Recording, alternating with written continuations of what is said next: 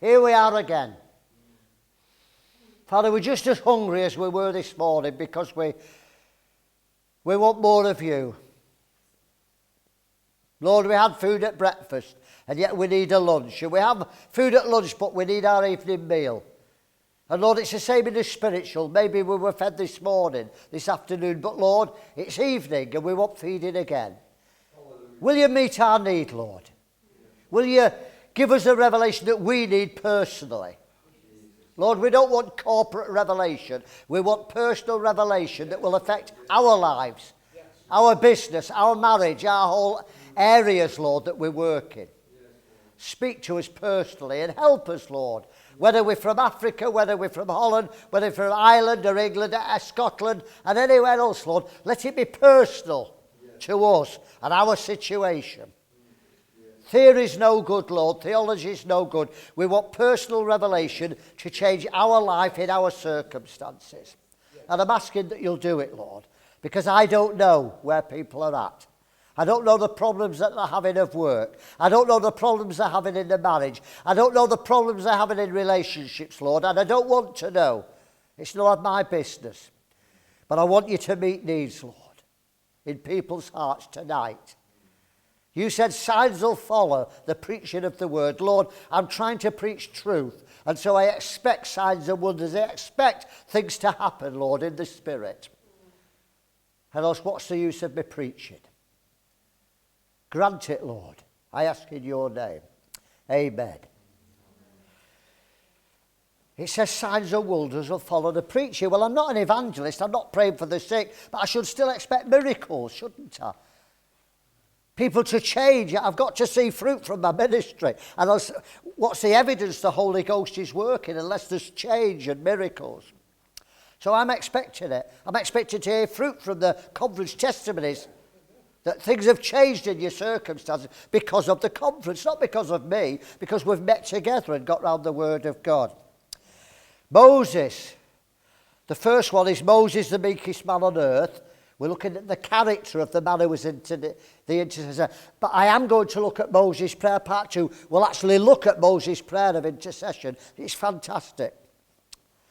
William Booth, the greatness of a man's power is in the measure of his surrender. That's choice, isn't it? I like that. That's the power of the man. Not how strong he is, but in the measure of his surrender to Christ. So, let's ask the question, how did Moses, brought up in the world, Egypt, Pharaoh's palace, you can't get close to that. If Egypt is a type of the world, Pharaoh's a type of Satan, Satan brought Moses up in type Pharaoh, type of Satan. So Satan brought Moses up. How did this man brought up under Satan as his father, how did he become the great intercessor? There's hope for you. There's hope for you. Satan, Pharaoh, brought Moses up. And he changed God's mind to spare a nation when God had decided to destroy it. God had decided to destroy the whole nation of Israel. And one man, Moses, who was brought up under Satan, changed God's mind. How did he do it? Let's learn. How are you going to say to God, will you change the judgment on England and have mercy and give us another revival just before you come and gather the bride? How are you going to do it? Because that's the revival I want. Lord, I know the end's going to come. I know the one world system here. But will you send a revival of God's people and prepare the bride? Surely that's my prayer. One last revival of a remnant to be the bride. What was the secret of his pleadings to God? Well, first we'll not look at his prayer, we'll look at the preparation, because preparation is everything. You know, when I was sat there and you were all talking, the thought came to me. Well, it didn't come to me, I was thinking first, and I thought, I wonder why young people aren't interested in intercession. Why isn't this full of young people on fire for God? And God says, because intercession's not for young people. Can you think of any young men in the Bible? Do you know why? It took 40 years to prepare Moses. It took Abram till he was 100. A young person, they can't be intercessors. Go out on the mission field, get on preaching on the streets, do this, do that. You're not mature enough when you're young. You haven't been through enough fires. You've not paid enough price to be an intercessor. How can a person of 20? Of course they can be on fire. Of course they can be full of the love of God. Well, let them burn something up. Burn their energies up for God. Pioneer a church. Do something. But an intercessor is for mature people. I understood it. A big preparation for a big work. So if you're getting on in life, you'll probably qualify more than a young person on fire because you've been through the fires. They're on fire, but you've been through the fire, haven't you? Have you had problems in your life? Have you had struggles? Have you had trials? Well, you qualify. You qualify. That's the gold that's produced through the furnace. The pain that you've been through produces the gold. You people haven't had that. So don't worry, well, I'm getting old now and I've been through a lot of trials. Good, it qualifies you. So what was the secret of his pleading? Well, it was like Abram, his obedience and his meekness. Different characteristics can touch God's heart. Maybe it's humility in one man. Maybe it's meekness in another. Maybe it's long-suffering in another. To change God's heart, you've got to touch his heart. Do you understand? You've got to get through his ribs. Somebody. In other words, you've got to get to his heart, get through his ribs to his heart. You've got to get through God's ribs to his heart. You've got to move him if you want him to change his mind. So how will you do it? Well, maybe it's love, maybe it's meekness, maybe it's got to be some characteristic that does it. Well, Moses, the essential character that changed him, I believe, was his meekness. And that also comes through obedience like faith.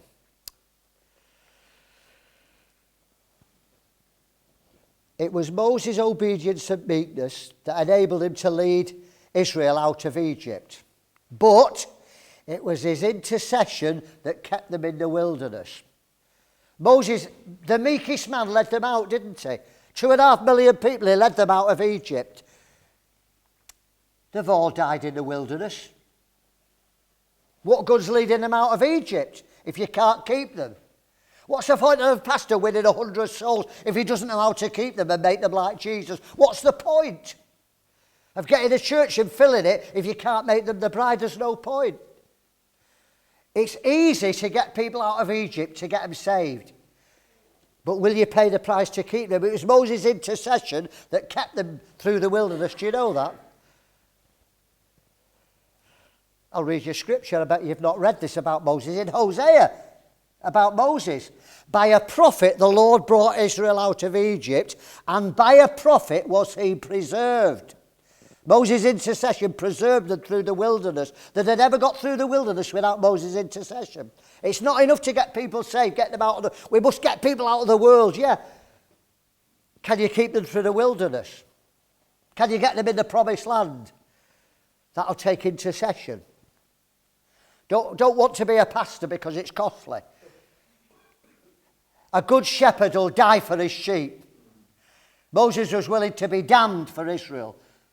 Did you know Moses would have gone to the lake of fire for Israel? We'll read it. So, you know, getting them out of Egypt. Oh, we must get people saved. Wonderful. Can you take them through the wilderness into the promised land?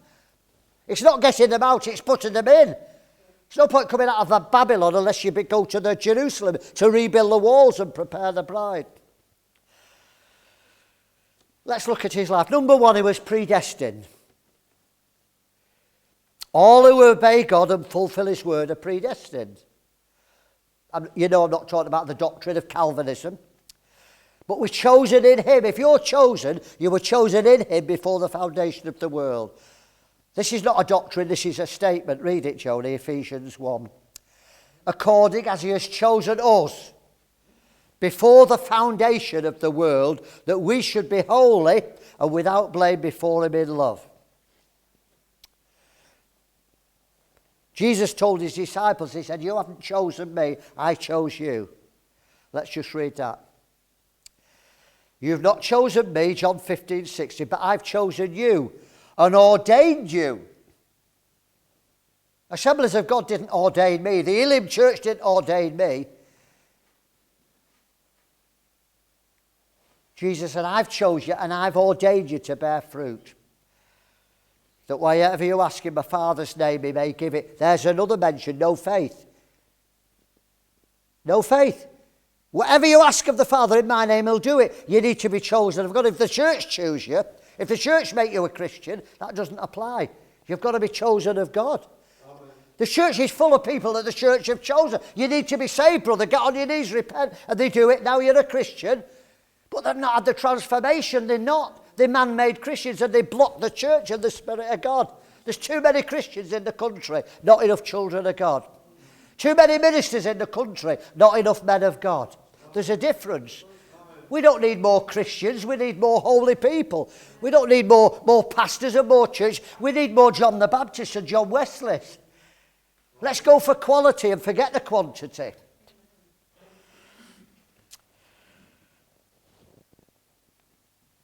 You see, Jesus handpicked his disciples. You've got to be predestined. You can't fulfill God's will unless you're predestined. That should be all of you. I'm not talking about the elect few. Everyone should be predestined. And a disciple, because followers can't fulfill God's plan. If you're just following Jesus and not a disciple, you can't fulfill his plan. Because there's a cost. A disciple means I've been disciplined. God can't fulfill his work through slothful, undisciplined people, can he?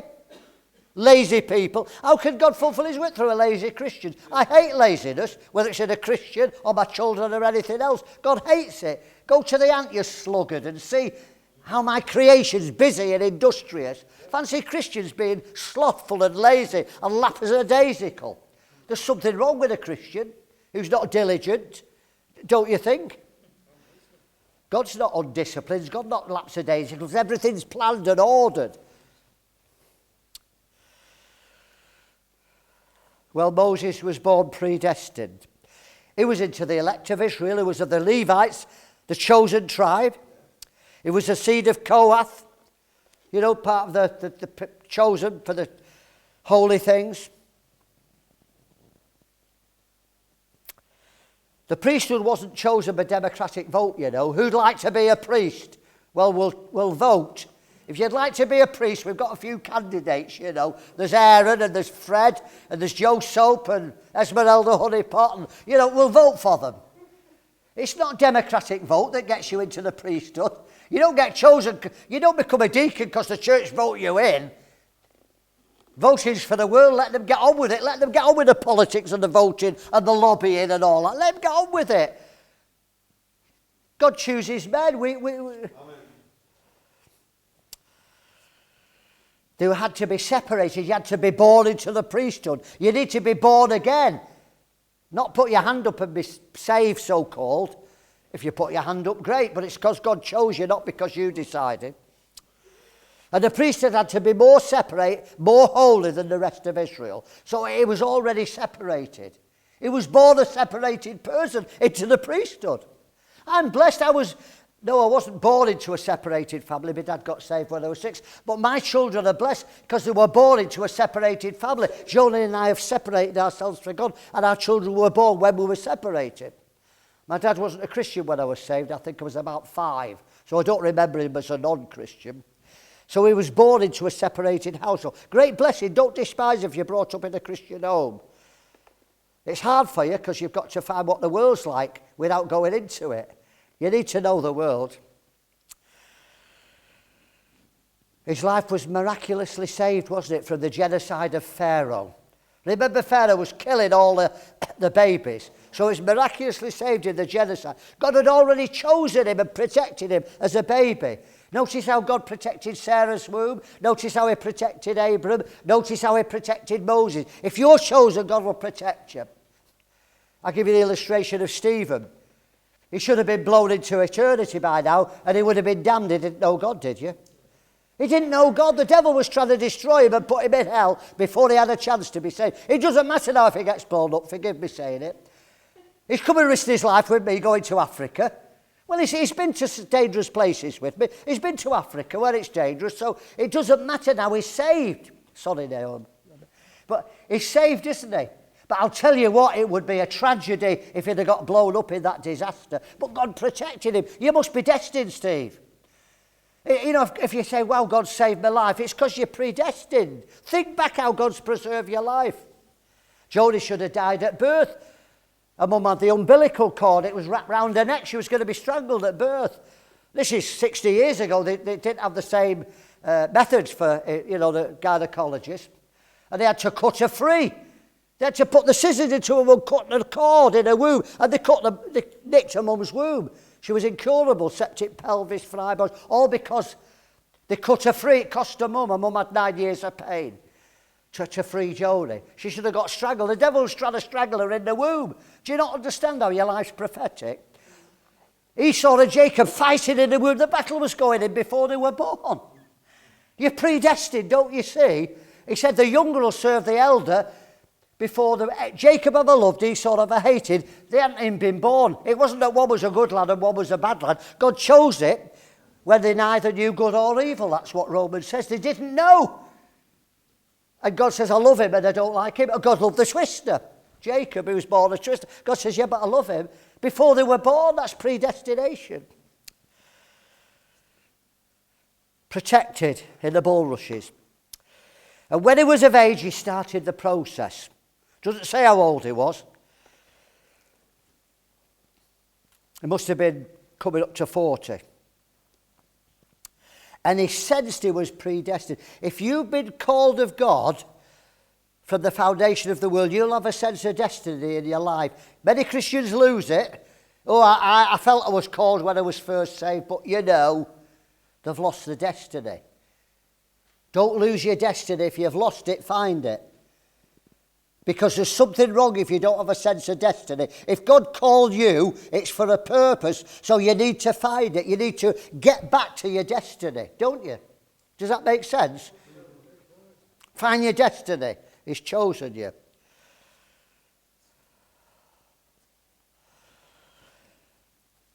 And 40 years he served Pharaoh, Satan.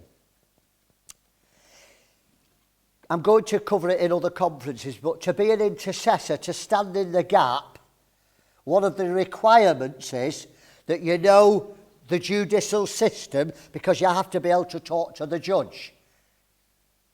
If I'm going to defend you in court, I can't go in with you in court, don't worry, you'll be all right. I go to the judge, well, my mate, you can't talk to the judge like that. Yes, your worship. You have to know the protocol. What do you call the judge? You don't call him mate. Hiya, pal, do you? So you have to learn, you have to know the judicial system and all about the judge, or else how can you defend him unless you know the judicial system? You need to know all about God before you can defend people. But an advocate also has to know all about the accused. He's a murderer. How can I defend this lady who's murdered somebody if I know nothing about her? I can only defend her if I say, well, Your Honour, as though I know her for life. You know, they talk as though they've known you for life. Well, this lady, she's a pillar of the community. She's never been in trouble before. She does good works. I've got evidences here of her character. She's never been in trouble before. And I need to know all about her and all her sins and all her crimes so I can present them to the judge and say, she's guilty, but will you be lenient, Your Honour? Will you have mercy on her?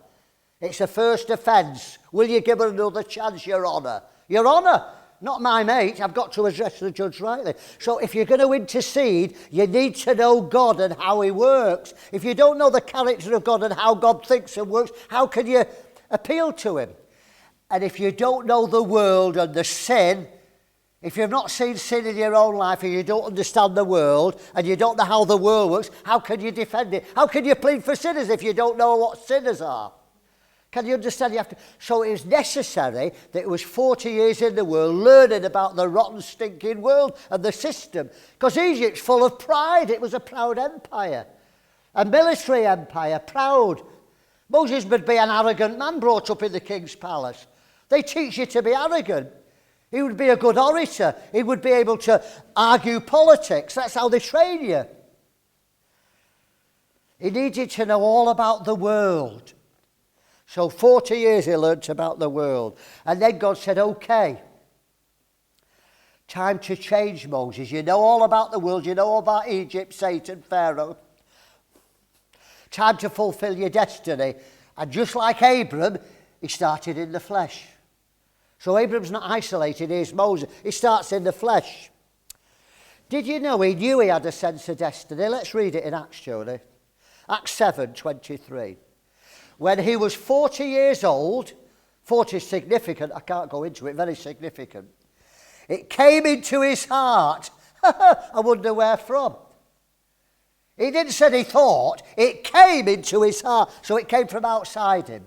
It came into his heart. Who put it there? God put it in his heart. It came to him, God put it in his heart to visit his brethren. It wasn't, well, it's a good idea, I'll go and see how. No, God put it in his heart. It was the time.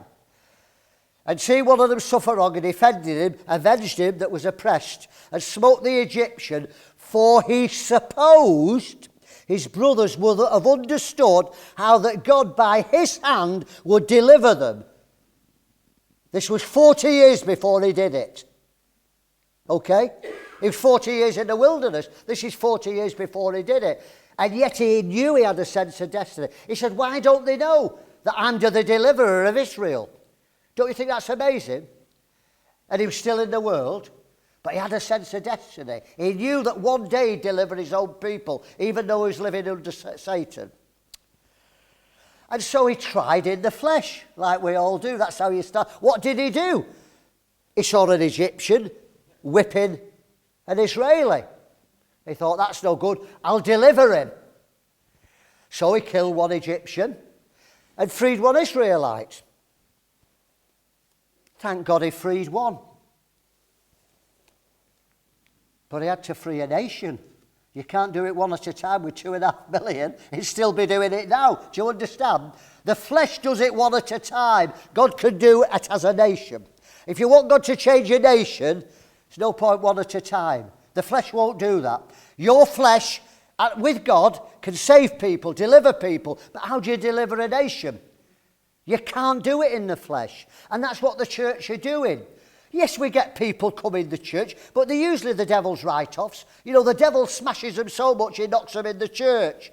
They come in because they're a drug addict. They come in because their marriage has failed. They come in because they've got problems and bankrupt, and they turn to God. Thank God for those. But it's the ones and twos. What about the nice, respectable people? What about 60% of English people and Dutch people that are nice, respectable, salt of the earth people?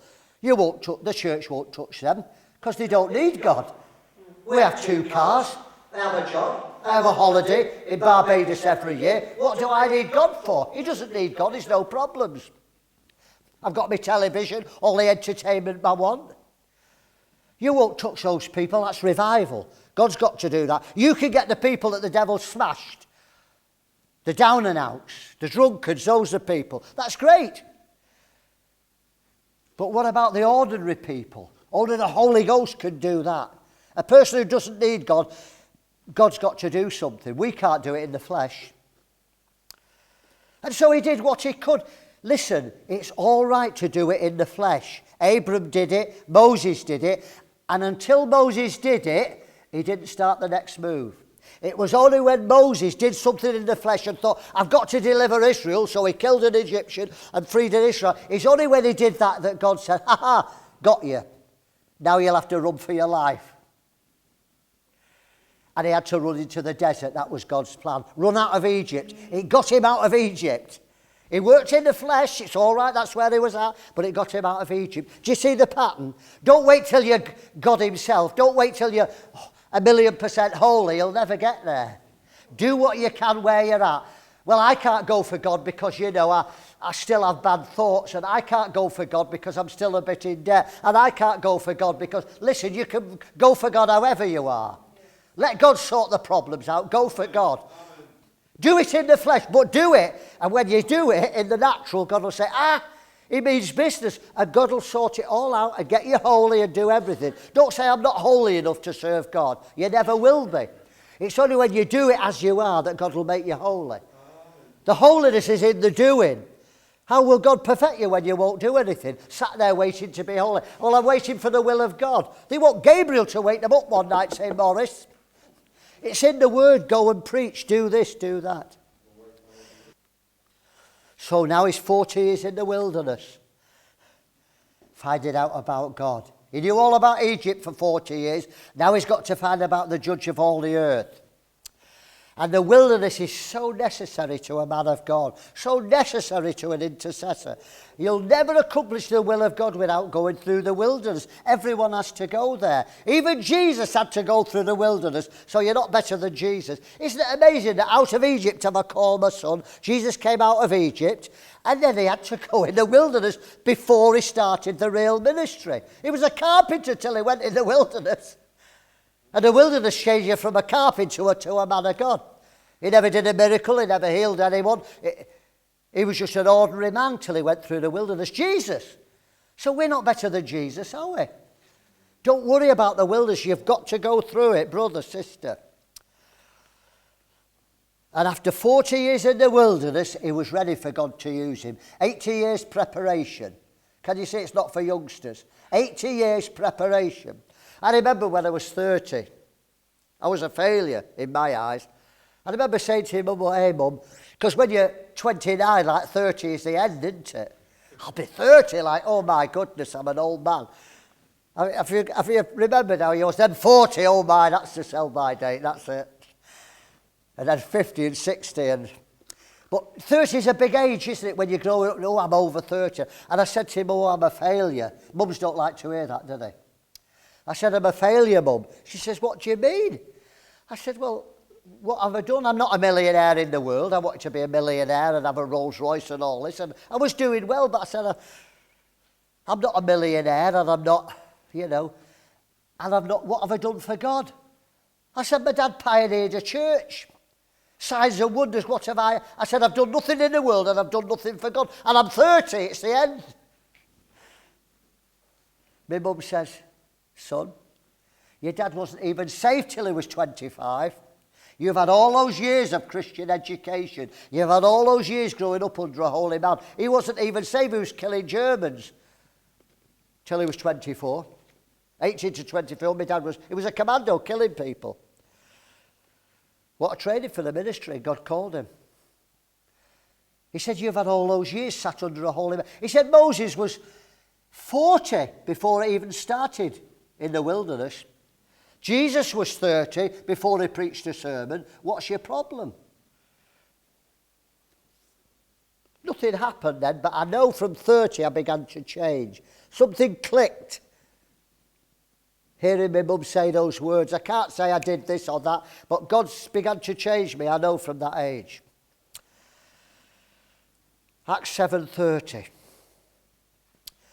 And when 40 years were expired, there appeared to him in the wilderness of Mount Sinai an angel of the Lord in a flame of fire in a bush. 40 years in the wilderness. God doesn't reveal himself to carnal, undisciplined followers of Christ. God never revealed himself to Moses when he was in Egypt, did he? He never appeared to Moses as, Moses, it's time to go in the wilderness. It was his own flesh that drove him there, trying to do the miracles in the flesh, trying to fulfill his destiny in the flesh. It wasn't God. God didn't say, now, Moses, go into the wilderness, I'll train you. It was all part of his character building. He didn't know what was happening. But after 40 years in the wilderness, God appeared. You need God to appear and speak to you personally for your destiny. But you'll have to go through the training. But he won't speak to you if you're undisciplined, if you won't go through the wilderness. You won't have your trials. And at 80 years old, he was the meekest man on the planet. Numbers 12. Now the man Moses was very meek, above all the men that were on the face of the earth. Go backward, Jody. So he was ready, not only to deliver God's people, but by his acts of intercession, he was able to preserve them in the wilderness, which I believe is far greater. I believe that far greater than leading God's people out of out of Egypt, was to keep them for 40 years in the wilderness against God's judgment, because God wanted to destroy them many times. And after 40 years, God says, Moses, I want you to go and fulfill your destiny. He tried to do it in the flesh, full of himself. He got battered in the wilderness, battered. There was nothing left of Moses. He was the meekest man on the planet. And when God gets... So, do you know what he said? He said, I'm a man of stammering lips. Do you think he had an impediment? People say, oh, well, he stuttered. That's nonsense. I'll prove that he didn't have a speech impediment, should I? No, I'll let the Bible do it. Here, this is Acts talking about it. In which time Moses was born, exceeding fair, nourished up in his father's house 3 months. And when he was cast out, Pharaoh's daughter took him up and nourished him for her own son. And Moses was learned in all the wisdom of the Egyptians and was mighty in words. A great orator. If you're mighty in deeds, because that's part of being royalty, you know how to speak. Prince Charles is never stuck for words. The Queen's never stuck for words. They know how to talk to people when they go and open a fete, and there's all factory workers. The Queens can talk to factory workers as well as heads of state, you know. They're trained how to speak. They appear lovely, don't you? They're not lovely people, the royal family. They appear it because they've been trained to be lovely to everyone. They're in the occult. Did you know our royalties in the occult? They always have, all royalties in occult of every nation. They always have their own seers and that. But they know how to talk. They're taught to be diplomatic, to talk nice to children and nice to heads of state. They know. He was learned in all the wisdom of Egypt and was mighty in words. He was an orator. So why did he say a stammer? Because he'd lost all confidence. Listen, if ever there was a man to go and talk to Pharaoh and say, free my people, it was Mr. Moses, the Levite. He was brought up in the palace. He knew how to talk to Pharaoh. He knew the protocol. He knew how to walk up the steps and bow or walk backwards or whatever they did. He knew everything, how to approach Pharaoh. If anyone was able to speak the Egyptian language and approach Pharaoh, he didn't have to speak Hebrew. He knew the Egyptian language. If anyone was qualified to go and talk to Pharaoh, it was somebody brought up in the palace. But he said, he talked to sheep for 40 years, so you lose all your vocabulary, don't you? As I say, you can say, bah, when you talk to sheep 40 years, but that's not much vocabulary. Or come here, Daisy, or Willie, come here. But, you know, talking to sheep doesn't give you much of a oratory experience, does it? He'd lost it all. No confidence in the flesh. I'll deliver Israel. And he killed one Egyptian and freed one Israelite. Now he's got no confidence in the flesh. Go to Pharaoh, you're the man. Oh, I stammer, I can't do it. He's lost it. Isn't that wonderful? When you've lost your confidence in the flesh. When you don't feel you can do what God's called you to, that's wonderful. God says, all right, I'll do a few miracles and help you. And you can have Aaron. The flesh can't please God, can it? Nor fulfill his purposes. He had to be meek. He had to be submissive. He had to be broken in the wilderness. But what a wonderful thing. Because we're going to have a little break now. Hello, I'm Joanna Barratt. I'm Maurice Barratt's wife. If the teaching that you've just been listening to helped you to understand the subject of intercession a little bit better, then perhaps you'd like to get the book that this series of teaching is based on. This is the book. It's available as a paperback, entitled Intercession. And you can get this by going onto our website, the bookshop section, www.barrattministries.org.uk. Alternatively, you can go to Amazon because they stock the book too. That's amazon.co.uk. Again, if you prefer it as an ebook or a PDF, we have that on the website. Or as a Kindle download, you can get that from Amazon. Please, can I suggest that you have a look at the website? Browse around it, because I'm sure there are subjects there that will interest you and also be very helpful. God bless you.